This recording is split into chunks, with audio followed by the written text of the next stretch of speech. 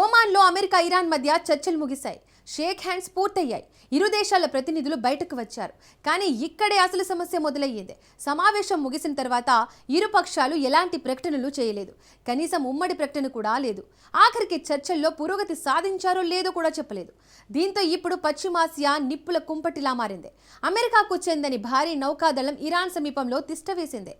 మరోవైపు ఇరాన్లో ఉన్న పౌరులు వెంటనే దేశం విడిచి రావాలని వాషింగ్టన్ ఆదేశించింది. అయితే ఈ చర్చల్లో ఏం జరిగింది? యుద్ధం అంచున ఉన్న అమెరికా, ఇరాన్ వెనుకడుగు వేశాయా? ఇరాన్పై యుద్ధానికే అమెరికా సిద్ధమైందా? Watch the story.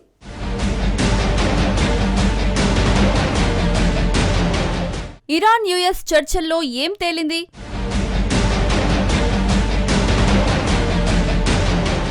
Mid night Hammer మళ్లీ మొదలవుతుందా?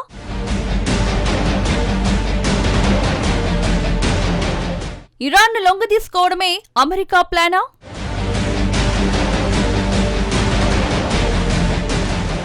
అమెరికా, ఇరాన్ ఉన్నతాధికారుల మధ్య ఒమన్లోని మస్కట్లో రెండో రౌండ్ పరోక్ష చర్చలు ముగిశాయి. ఇక్కడ పరోక్ష అనే పదం చాలా ముఖ్యమైనది. ఎందుకంటే ఇరు దేశాల ప్రతినిధులు ఒకేసారి సమావేశమై చర్చలు జరపలేదు.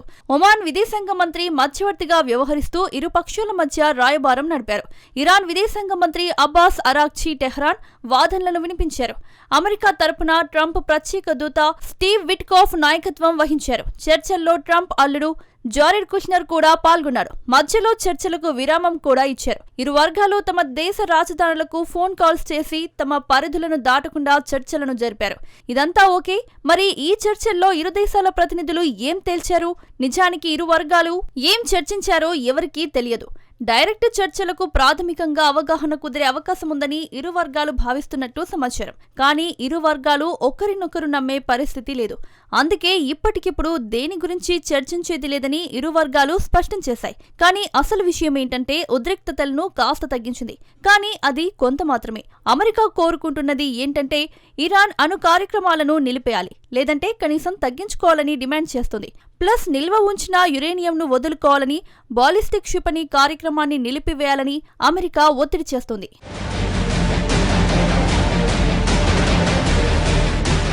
అంతేకాకుండా పశ్చిమాసియాలో ఇరాన్ మద్దతిస్తున్న ఉగ్ర శక్తులకు సాయం నిలిపివేయాలి. దేశీయంగా నిరసనకారులపై సాగిస్తున్న అణచివేతను ఆపివేయాలి. ప్రధానంగా అమెరికా చేస్తున్న డిమాండ్లు ఇవి. ఇరు దేశాల మధ్య చర్చలు నిజంగా అర్థవంతమైన ఫలితాన్ని ఇవ్వాలంటే ఈ కీలకమైన అంశాలను ఇరాన్ అంగీకరించాలని America state secretary Marco Rubio తెలిపాడు. బాలిస్టిక్ క్షిపణుల పరిధి గురించి చర్చించాలన్నారు. ప్రాంతీయంగా ఉగ్రవాద సంస్థలకు అందిస్తున్న ప్రోత్సాహం గురించి కూడా ప్రస్తావించాలన్నారు. అణు కార్యక్రమం కూడా డిస్కస్ చేయాల్సిందేనని రూబియో తేల్చి చెప్పాడు. మరీ ముఖ్యంగా సొంత ప్రజలను వేధిస్తున్న తీరును కూడా మార్చుకోవాలని రూబియో డిమాండ్ చేశారు. ఇరాన్ వాదన మరింత స్పష్టంగా, కఠినంగా ఉంది. చర్చలు కేవలం అణు కార్యక్రమం గురించి మాత్రమేనని తెహ్రాన్ తెగేసి చెబుతోంది. క్షిపణి వ్యవస్థల గురించి ప్రస్తావించే ప్రసక్తే లేదని ఇరాన్ స్పష్టం చేసింది. తమ భూభాగంలో యురేనియంను శుద్ధి చేసుకునే హక్కు తమకు ఉందని వాదిస్తుంది. కానీ ఇరాన్ గట్టిగా డిమాండ్ చేసేందుకు ఇప్పుడు అవకాశం లేదు.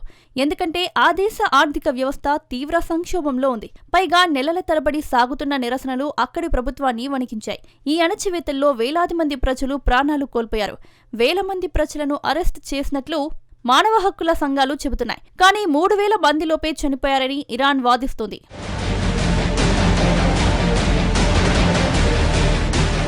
ఇరాన్ పాలకులకు ఇప్పుడు ఒక విషయం చాలా స్పష్టంగా తెలుసు. ఆర్థిక ఊరట అనేది ఇప్పుడు ఇరాన్కు ఒక ఆప్షన్ కాదు, అనివార్యంగా మారింది. ఆంక్షల నుంచి విముక్తి పొందడమే తెహ్రాన్ పాలకుల అసలు లక్ష్యం. మరోవైపు ఈ చర్చల వెనుక అంతకంటే ప్రమాదకరమైన పరిస్థితి కనిపిస్తుంది. అమెరికా తన సైనిక శక్తిని భారీగా మోహరిస్తోంది. యుద్ధ విమాన వాహక నౌకలు, స్టెల్త్ ఫైటర్లు, తోమహాక్ క్షిపణులను ఇరాన్ తీరానికి సమీపంలో నిలిపింది. ట్రంప్ స్వయంగా చెప్పినట్టు అమెరికా నౌకాదళం దాడులకు సిద్ధంగా ఉంది.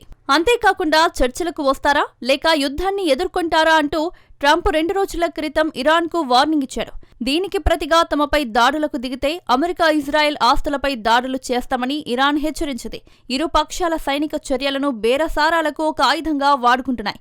చర్చలతో ఉద్రిక్తతలు తగ్గాయని ఊరట పొందిన కొన్ని క్షణాలకే డొనాల్డ్ ట్రంప్ భారీ వార్నింగ్ ఇచ్చారు. అమెరికా పౌరులు తక్షణమే ఇరాన్ విడిచి వెళ్లాలని వాషింగ్టన్ కోరింది. దీంతో యుద్ధం మొదలవుతుందా అన్న భయం పశ్చిమాసియాలో మొదలైంది. చర్చలు సజావుగా జరిగి ఉంటే ట్రంప్ ఎందుకు ఇలాంటి వార్నింగ్స్ ఇస్తారని ప్రశ్నిస్తున్నారు. మరోవైపు ఇరాన్ సుప్రీం లీడర్ ఖమేనీ భయపడాల్సిందేనని అమెరికా అధ్యక్షుడు హెచ్చరించారు. ఇరాన్ పాలకులు లొంగిపోతున్నారని, బేరసారాలకు వస్తున్నారని ట్రంప్ చెప్పుకొచ్చాడు.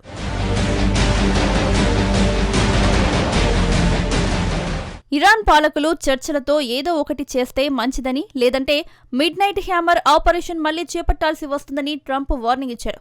గతేడాది జూన్ 22న తెల్లవారుజామున ఇరాన్ అణుస్థావరాలపై B-2 బాంబర్లను దించి అమెరికా దాడి చేసింది. ప్రధానంగా నతాంజ్, ఫోర్డో, ఇస్ఫహాన్లోని అణుస్థావరాలను లక్ష్యంగా చేసుకుంది. ఈ ఆపరేషన్కు మిడ్ నైట్ హ్యామర్ అన్న పేరు పెట్టింది. సో ఈ ఆపరేషన్ను మళ్లీ అమెరికా చేపట్టడాన్ని ఇరాన్ కోరుకోదని ట్రంప్ చెప్పుకొచ్చాడు. అందుకే ఇరాన్ చర్చలకు మొగ్గు చూపుతోందన్నారు. తాము ఇరాన్తో చర్చలకు ఇష్టపడుతున్నట్టు అమెరికా అధ్యక్షుడు వెల్లడించారు. ఈ పరిణామాలను చూస్తుంటే ఓ ప్రశ్న తలెత్తుతుంది. అమెరికా ఇరాన్ చర్చలతో ఏదైనా ఫలితం వచ్చిందా అంటే అవును కాదని రెండు సమాధానాలు వస్తున్నాయి. ఎందుకంటే ఇరు దేశాల మధ్య ఎలాంటి ఒప్పందం కుదరలేదు. ఇరాన్పై ఉన్న ఆంక్షలను అమెరికా తొలగించలేదు. కానీ కీలకమైన మార్పు ఏంటంటే ఇరు పక్షాల మధ్య ఇప్పుడు చర్చలకు ఒక ముసాయిదా సిద్ధమైంది. ఇది శాంతి చర్చలకు మార్గం సుగమం చేసిందని చెప్పలేం. కానీ యుద్ధం నుంచి తప్పించుకోవడానికి ఇరాన్కు ఇది మంచి ఆప్షన్గా చెప్పవచ్చు. అయితే ఇరాన్ చర్చలతో సంక్షోభాల నుంచి బయటపడుతుందా లేక యుద్ధాన్నే ఎంచుకుంటుందా అన్నదే ఇప్పుడు అసలు ప్రశ్న. ఈ ప్రశ్నే ఇరాన్ భవితవ్యాన్ని మార్చనుంది.